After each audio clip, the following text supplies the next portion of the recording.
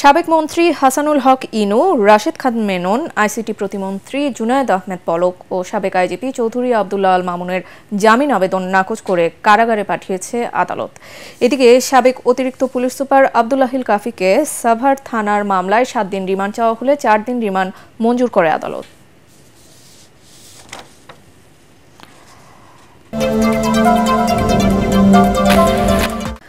ব্রাহ্মণবাড়িয়ার আখাউড়া সীমান্ত পথে ভারতে পালানোর সময় চট্টগ্রাম 6 আসনের সাবেক সংসদ সদস্য ও আওয়ামী লীগ নেতা ফজলে করিম চৌধুরীকে আটক করেছে border guard Bangladesh BGB Sarail battalion বিষয়টি নিশ্চিত করেছেন। বিজিবি হেফাজতে থাকা সাবেক সংসদ সদস্য ও আওয়ামী লীগ নেতা ফজলে করিম চৌধুরীকে পুলিশের হাতে তুলে দেওয়ার প্রক্রিয়া চলছে। উপজেলার আবদুল্লাপুর সীমান্ত দিয়ে তিনি অবৈধভাবে ভারতে যেতে চাচ্ছিলেন। স্থানীয় একটি পাচারকারী চক্রের সঙ্গে সমঝোতায় ভারতে পালানোর চেষ্টা করেন তিনি। পরে বিজিবি তাদেরকে আটক করে। এ সময় হান্নান ও নাইম নামে আরও 2 যুবককে আটক করা হয়। সাভারের আশুলিয়ায় চলমান শ্রমিক আন্দোলনের কারণে আজও বন্ধ হলো কয়েকটি তৈরি গার্মেন্টস কারখানা। সাভারে বন্ধ কারখানার সংখ্যা দাঁড়ালো এখন 58টি। আশুলিয়া শিল্প পুলিশ 1-এর পুলিশ সুপার সরোয়ার আলম বলেন, চলমান শ্রমিক আন্দোলনের জেরে আশুলিয়ায় তৈরি পোশাক কারখানাগুলো অনির্দিষ্টকালের জন্য বন্ধ ঘোষণা করেছেন মালিকপক্ষ। আজ সকালে আরও কয়েকটি কারখানা বন্ধ ঘোষণা করা হয়। এদিকে খোলা থাকা তৈরি পোশাক কারখানাগুলোতে সকাল থেকে কাজে যোগ দিয়েছেন শ্রমিকরা। তবে পরিস্থিতি নিয়ন্ত্রণে এখনও পুলিশ ও সেনাবাহিনী মোতায়েন রয়েছে শিল্প কারখানাগুলোর সামনে। এর আগে আশুলিয়া শিল্পাঞ্চলে বন্ধসহ সকল কারখানায় শ্রমিকদের কাজে যোগ দেওয়ার আহ্বান জানান বাংলাদেশ পোশাক প্রস্তুতকারক ও রপ্তানিকারক সমিতি সভাপতি খন্দকার রফিকুল ইসলাম।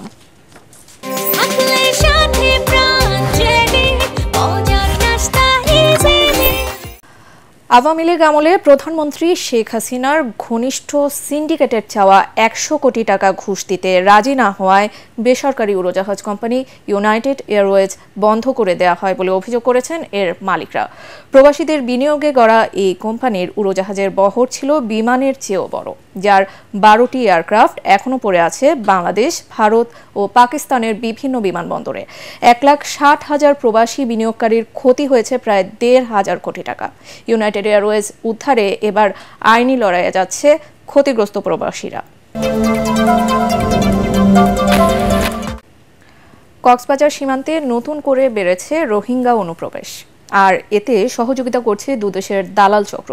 রোহিঙ্গা অনুপ্রবেশে নিরাপত্তার ঝুঁকি সহ নানা সংকট দেখা দিয়েছে উখিয়া ও টেকনাফের ক্যাম্পগুলোতে। অবৈধ অনুপ্রবেশ ঠেকাতে কঠোর অবস্থানের কথা জানিয়েছে বিজিবি। রাজশাহী মেডিকেল কলেজ হাসপাতালে একসঙ্গে 5 সন্তানের জন্ম দিয়েছেন মেরিনা আক্তার নামের এক নারী। তিনি নওগাঁ জেলার বদলগাছি উপজেলার শ্রীরামপুর গ্রামের আব্দুল মজিদের স্ত্রী। বুধবার দুপুর 1টার দিকে অস্ত্রোপচারের মাধ্যমে ওই 5 সন্তানের জন্ম হয়, সবাই পুত্র সন্তান। তাদের সবার শারীরিক অবস্থা বর্তমানে ভালো। পারিবারিক সূত্রে জানা যায়, মেরিনার স্বামী আব্দুল মজিদ বর্তমানে মালয়েশিয়া প্রবাসী। এর আগেও মেরিনা 2 কন্যা সন্তান জন্ম দেন। একসঙ্গে 5 সন্তান জন্ম দিলেও তেমন কোনো সমস্যা হয়নি মেরিনার। 5 সন্তানের জন্মে পরিবারের সদস্যরা বেশ খুশি।